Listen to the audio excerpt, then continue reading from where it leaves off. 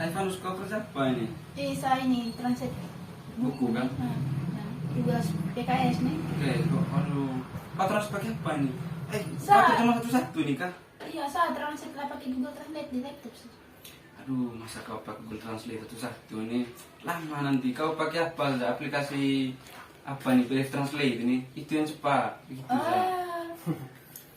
Makasih informasinya ya. Iya. Aduh. Ya, tuh nih. Gimana Aduh. kuliah online? Apa? Kabar kita apa nih? Ini kerja tugas nih. Hah? PKS nih. Kenapa guys? Ini translate buku itu. Yang buku bahasa Inggris kita ubah ke bahasa Indonesia, apalagi buku bahasa Inggrisnya itu sampai 100 lebih halaman. Oh, terus kamu translate-nya satu-satu kata-katanya atau Iya, dia satu kata-kata pakai Google Translate nih. cari di Setengah mati itu. Play Store tuh? Ada aplikasi yang bisa apa nih? Translate. Iya, itu tuh aplikasi PDF Translate tuh. Tapi kan kebanyakan kan buku yang Pak kirim nih ada yang 500 MB, bukannya Iya. banyak gitu. Tapi memang Jadi itu resikonya. yang lain kan memang yang lain saya minta di orang tuh. Kita nih di tengah pandemi gini nih, keluar uang banyak, beli paket. Intinya gak itu paketan kan ini tuh buat kuliah, jangan kayak kamu game makanya kamu paketan cepat habis. Bukan untuk games, maksudnya begini tuh Panos. Ini kita keluar uang beli paketan ini, apalagi di tengah pandemi, pasti kita punya orang tua kan susah cari uang tuh. Iya sih. Itu masalahnya. Game sih iyalah, hidup ini bukan apa soal tentang seriusnya, tapi butuh Tidak. hiburan juga. Tidak, misalnya bayangkan 100 ribu per 2 minggu lah kalau tidak salah, 15 GB 100 ribu. Bayangkan kita kan sering zoom meet gitu. Bayangkan kamu setelah kuliah game, kayaknya kesalahan kami perempuan saja yang pakai tangannya ya paling WA saja. Oh, kamu biasa isi pulsa 100.000? Iya. Dapat berapa giga? 17, 20 gitu. Kampungan. Ikut kami bergaya. Kamu sekarang itu beli XL. Harga 50.000, Iya. 30 GB. Memang sih XL, tapi kan kadang kan di khususnya di sini kan di sekitar sini toh kadang XL tuh hilang muncul. Hai, sudah kasih jalan, ini lagi kendala di tempat. Kau mati saja. Enak kamu kos kan masih di tengah-tengah atau kami nih di kabupaten di pelosok lagi. Begitu resikonya kalau tinggal di pelosok, jadi tidak bisa praktek saya tuh. Ini di tengah pandemi kita harus banyak ide supaya kita punya uang itu bisa irit. Iya toh Marto? Saya punya HP Suheng ini gara-gara Aduh. ini apa buat aplikasi terbanyak, aplikasi Zoom, belum Iya. Classroom, belum Word lagi. Itu. Iya, sejak online ini maksudnya kan HP, kita baru tahu bahwa banyak sekali alat teknologi maksudnya termasuk aplikasi itu yang bisa kita gunakan. Iya toh, maksudnya begini tuh bro, maksudnya peran teknologi di pandemi itu sangat penting.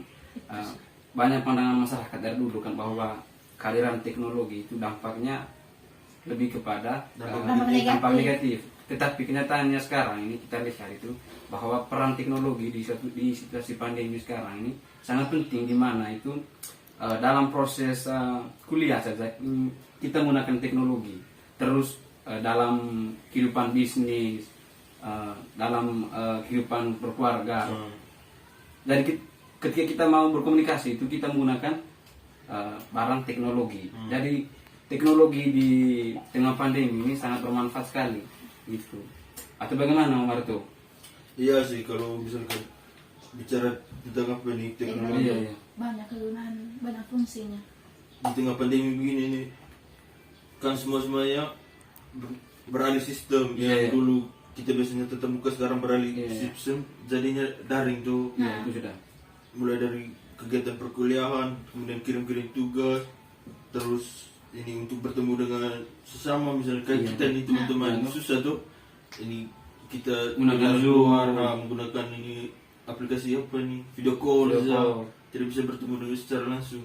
Oh iya, ini selama pandemi ini jadinya kan dari dulu saya ini terlalu buta mengenai teknologi ini. Nah, Asli. di tengah pandemi ini Asli. ini saya harus bisa bagaimana cara mengoperasikan teknologi. Jadi ya setidaknya saya bisa memahami bagaimana cara mengoperasi teknologi ini. Karena ini zaman menuntut kita itu supaya kita itu tahu bagaimana mengoperasikan teknologi yang baik. Itu.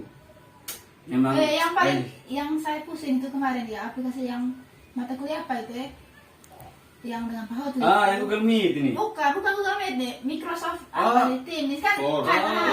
kan saya kan baru pertama kali itu Yeah. kalau Zoom apa kan Oh. sudah dari semester 4 kita pakai itu toh. Semester 7 kemarin nih. Pakai Sama itu. saya juga, aduh. Saya daftarnya bagaimana ini? Belajar di sini saya ini seniornya. Eh. Kayak apa tanya sama nih? Tanya sama. Saya apa tanya sama?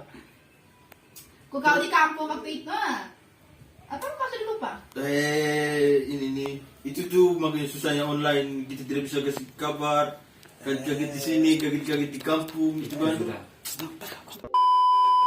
Jadi begini tuh, ini tadi kita ini ngomong tentang bagaimana peran teknologi di situasi pandemi ini membawa dampak yang baik. Tapi di sisi lain ini bahwa teknologi ada dampak negatif. Di mana ini karena semua anak sekolah kan dituntut untuk menggunakan teknologi, mulai dari mahasiswa, SMP, apa? Dari PAUD lah, dari PAUD. Dari PAUD lah. Dari PAUD. Iyalah, maksudnya anak TKB kan, TKB gitu kan. Oh, berarti anak TK sekarang. Iya, tuh. Iya, kau tidak lihat kan, maksudnya yang. Misalkan mau masuk Zoom, absen. Tidak. Iya, kan maksudnya Oh, kamu tidak. mereka orang tua yang nampak Yang gitu. mengerti. Nah, jadi banyak anak sekolah sekarang kan yang menggunakan teknologi itu anak-anak yang di bawah umur 17 itu. Jadi jangan sampai mereka itu salah menggunakan teknologi gitu. Jadi bagaimana menurut Omar tuh nih terkait anak-anak bawah umur 17 ini yang menggunakan teknologi ini? Kalau menurut saya sih itu kan ini penggunaan teknologi kan bebas, Iya. tapi dalam artian ini untuk yang usianya berada Iya, di bawah 18. usia 18 tahun itu mereka harus di bawah pengawasan orang tua, karena ini pola pikir mereka, apa yang mereka dapatkan dari teknologi itu, misalkan film-film yang spoiler dalam artinya keras, terus ada kejahatan ini, mereka akan terapkan di lingkungan sosial begitu, sehingga ini untuk mengatasi itu semua perlu adanya peran dari orang tua untuk mengawasi anak-anaknya dalam penggunaan teknologi, sehingga dengan begitu ini teknologi bisa membawa dampak yang baik bagi anak yang menggunakan teknologi begitu. Tapi saya rasa sih, maksudnya kan baik kalau gini kawan yang misalnya orang tua pegawai itu kan, kan pegawai kan sekarang kan dari rumah kerjanya. Bagaimana yang petani kan, kalau misalnya contohnya sehari ada saja misalnya di sekitar kami nih misalnya banyak anak-anak petani, mana mungkin ada orang tua tinggal dia di rumah kan tanpa pergi kebun. Yang jelas dia sendiri yang pegang HP toh. Itu yang banyak sih. apalagi sekarang ini, tahu tuh yang Iya. Kamu dua nih. Iya, takutnya jangan sampai mereka itu ini kan penasaran ini ada omong tentang gitu di YouTube misalnya. Tidak, kalau saya rasa Cari. tidak lah kan sekarang kan ada YouTube Kids itu yang untuk anak-anak kecil tuh, jadi mereka tidak bisa buka-buka yang. Sekarang terlalu canggih. Aduh, Iya sih. bahaya. Tapi ini kalau misalkan berkaitan dengan konten-konten yang diperuntukkan untuk anak-anak yang 18 tahun ke atas, saya rasa itu ini baik dari channel YouTube terus Google itu mereka sudah memberikan peringatan sebelum kita akses itu. Iya, toh? Segala hal-hal yang berbau umur 18 berbau dewasa itu yang umur 18 tahun ke atas itu mereka sudah kasih peringatan. Terkadang mereka kasih kunci itu konten, terus mereka disuruh login menggunakan akun Google, verifikasi usia gitu. Bagus lah kalau misalkan ada batasan-batasan dalam penggunaan video. Maksudnya untuk yang umur masih di bawah 18 tahun itu setidaknya mereka menonton video-video yang bisa menginspirasi mereka, memperkaya imajinasi mereka, ya benar, membuka wawasan mereka sehingga mereka menjadi lebih kreatif lagi begitu. Saya rasa itu bagus lah kalau misalkan memang ada apa yang dia batasan-batasan. sampaikan oleh Umar tuh, memang kalau ada batasan-batasan seperti itu memang sangat bagus untuk anak-anak yang berada di bawah umur. Tapi mudah-mudahan sih HP yang mereka gunakan itu ini pada daftar segala email di di HP ini menggunakan batasan usia mereka. Jangan sampai begini nih. Mereka pakai Misalnya kan saya punya HP gitu, terus saya punya HP ini saya kasih adik, jadi saya yang beli baru. Nah, otomatis di email kan gunakan emailnya saya. Itulah yang mengapa saya salah. bilang tadi, untuk anak-anak yang berusia 17 tahun ke bawah dalam penggunaan teknologi, alangkah baiknya di bawah pengawasan orang tua. Iya, iya. Sehingga orang tua bisa mengarahkan tuh, oh Iya. ini yang baik dan oh ini yang tidak baik begitu.